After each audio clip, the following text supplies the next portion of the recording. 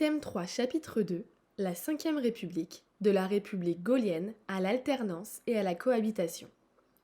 Fondée en 1946, la Ve République souffre de profondes divisions politiques qui sont source d'instabilité gouvernementale. Les gouvernements sont souvent renversés par l'Assemblée nationale. De plus, elle a du mal à faire face à la décolonisation et particulièrement à la guerre d'Algérie. Le 13 mai 1958, un nouveau président du Conseil, favorable à des négociations sur l'indépendance, doit être investi par l'Assemblée. À Alger, les Français d'Algérie refusent toute négociation, se soulèvent et forment un comité de salut public qui réclame le retour au pouvoir du général de Gaulle. Face à ces crises, de Gaulle se porte candidat à la présidence du Conseil. Le 1er juin 1958, il est investi par les députés avec les pleins pouvoirs pour résoudre la crise algérienne, mais aussi pour rédiger une nouvelle constitution afin de créer un gouvernement plus stable.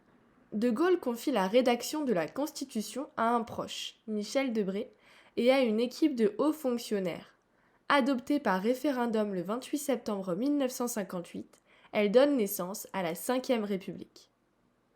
La Constitution donne naissance à un régime parlementaire, puisque l'Assemblée nationale, élue par les citoyens, contrôle l'action du gouvernement et peut le renverser.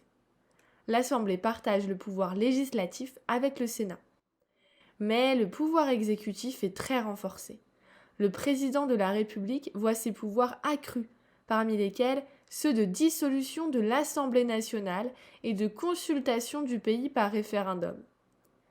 Il partage le pouvoir exécutif avec le gouvernement, dirigé par un Premier ministre qu'il nomme et qui détermine et conduit la politique du pays.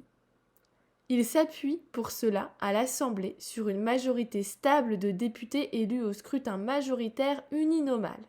C'est donc un régime semi-présidentiel où le pouvoir exécutif est partagé entre le président et le Premier ministre.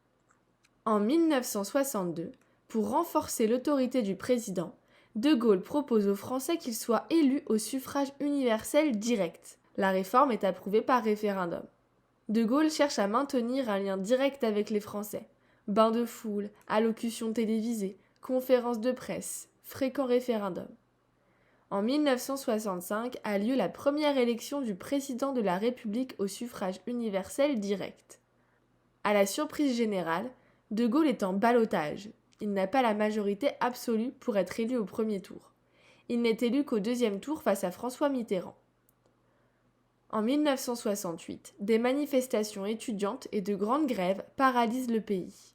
De Gaulle rétablit l'ordre, mais il se sent désavoué et sort affaibli de cette contestation. En 1969, les Français ayant rejeté par référendum une réforme des institutions qu'il leur proposait, ils démissionnent.